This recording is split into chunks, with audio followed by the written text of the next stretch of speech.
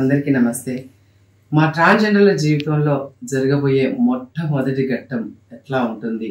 ఒక వ్యక్తి ట్రాన్స్జెండర్ కమ్యూనిటీలో చేరిన తర్వాత తను ఆపరేషన్ చేసుకోవడం అంటే మన బాడీలో ఒక వస్తువు యూజ్ కాదనుకుంటే దాన్ని తీసేసుకోవడానికి కూడా వెనకాడని ఒక ధైర్యవంతులు మా ట్రాన్స్జెండర్స్. ఎందుకంటే చిన్నప్పుడు మనం చాలా మంది వింటాము, అయ్యో చిన్నగా దెబ్బ తాకుతుందిరా, కత్తి గీసుకపోతుందిరా అని చెప్పేసి మన అమ్మమ్మో నానమ్మో తాతయ్య వాళ్ళు ఎంతో మంది అంటుంటారు. కానీ వాటన్నిటికీ అతీతంగా మేము ట్రాన్స్జెండర్ గా మారడం కోసం మా బాడీలో యూస్ఫుల్ కాని ఒక వస్తువుని తీసేసుకోవడానికి కూడా మేము వెనకాడము.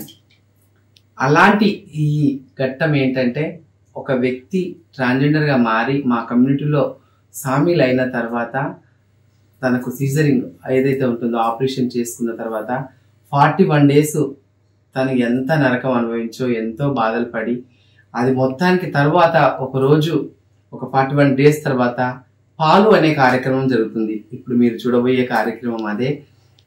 ఆ వ్యక్తి మా కమ్యూనిటీలో చేరుకున్న తర్వాత పూర్తిగా ట్రాన్స్జెండర్ గా మారినాక పాలు అనే ఒక చిన్న ఫంక్షన్ లాగా చేస్తుంటాం. అదే ఒక అమ్మాయి జీవితంలో అయితే మెచ్యూరిటీ ఫంక్షన్, అలాగే శ్రీమంతం ఫంక్షన్, అలాగే మ్యారేజ్ అనేది ఎంత ఇంపార్టెంట్ ఉంటుందో అలాంటి ఇంపార్టెంట్ ఆ మూడు కలిపి మా జీవితంలో ఒకటిగానే చేసుకుంటాము. అదే మీరు చూడబోయే ఈ సందడి. ఈ సందడిలో నా కూతురు తన ఇంటికి నేను పాలబట్టలతో ఎంతో ఆడంబరంగా సంబరంగా ఆడుతూ పాడుతూ ఆ ఇంటికి తీసుకొని వెళ్తాము. వెళ్ళిన తర్వాత అక్కడ ఇలా మంగళ స్నానం అంటారు, దీన్ని మంగళ స్నానం చేపించడం. మంగళ స్నానాన్ని అందరూ కలిసి పసుపు పెట్టి ఆనవాయితీగా తనకు స్నానం చేపించి, ఆ తర్వాత మా ఇష్ట దైవమైన మురిగి మాత దగ్గర పూలదండలేసి గురువు ఎవరైతే ఉంటారో వాళ్ళు లచ్చ కడతారనమాట. దాన్ని లచ్చ అంటాము. ఆ లచ్చ కట్టి మట్టెలు పెట్టి పట్టీలు పెట్టి తల్లిగారు ఎవరైతే ఉన్నారో ఆ తల్లి పట్టీలు పెడుతుంది. అలాగే శారీ కట్టినము, అది చూడండి మీరు. ఆ తర్వాత కళ్ళు మూయించి ఆమె ఒడిలో కొన్ని బియ్యం అవి పోసి ఆ గంగా దగ్గరికి వెళ్ళడం కోసము ఆ తలపైన పాలు బిందెతో, చిన్నపాటి బిందెతోని పాలు తీసుకుని వెళ్ళి గంగమ్మ తల్లికి వెళ్ళాలి. ఎందుకంటే గంగ ఎంత పవిత్రమో మా జీవితం కూడా అంతే పవిత్రంగా ఉండాలని ఆ గంగమ్మ తల్లికి మేము పాలు అనేది వదిలేస్తాము. దాన్నే పాలు అంటారు మా దాంట్లో. ఆ రసాన్ని అంతా మీకు చూపిస్తున్నందుకు నాకు చాలా సంతోషంగా ఉంది. ఎందుకంటే ట్రాన్స్జెండర్ అంటే మొత్తానికి ఇలా మారిపోతారు అంతే అని అనుకుంటారు, కానీ దాని వెనకాల కూడా చాలా కష్టం ఉంటుంది. కాబట్టి ఆ కష్టాన్ని అంతా కూడా మీలాంటి వాళ్ళు గుర్తించాలనే కోరుకుంటాను నేను. సో ఫ్రెండ్స్, మొత్తానికైతే నా కూతురికి ఇలా ఈ సంబరం అయితే పూర్తి చేసాము. మా ట్రాన్స్జెండర్ అందరూ ఎక్కడెక్కడి నుంచో వచ్చి చక్కగా డోళ్ళ మీద ఆడుతూ పాడుతూ ఈ కార్యక్రమాన్ని ముందుకు తీసుకెళ్తూ ఉంటాము. అందరికీ నేను ఎప్పుడు చెప్పే మాట అదే, అందరూ బాగుండాలి, అందులో మీ రోజు ఉండాలి.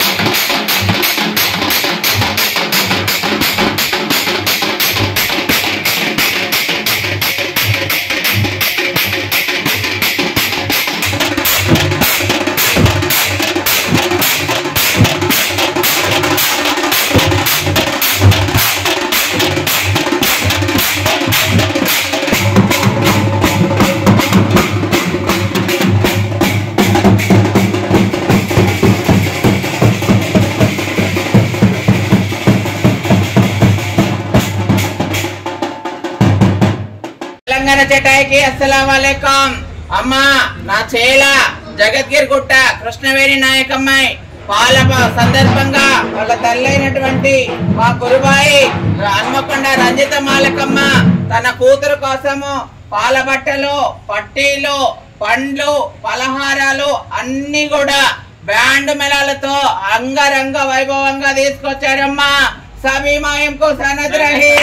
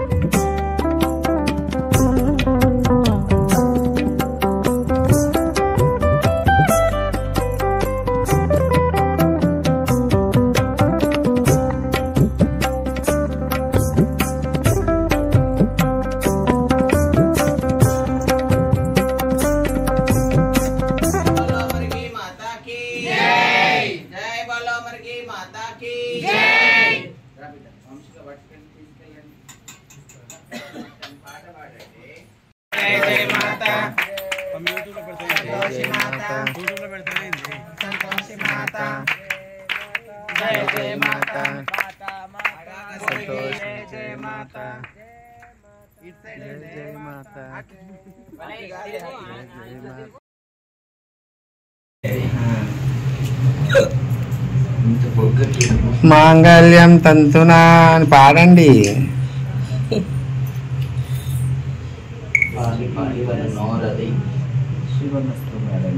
శ్రీరస్తు శుభమస్తు. శ్రీకారం చుట్టుకుంది పెళ్లి పుస్తకం, ఇక ఆకారం దాచుతుంది కొత్త జీవితం. మోకాళ్ళ మీద ఉండే మా ఇబ్బంది అవుతుంది.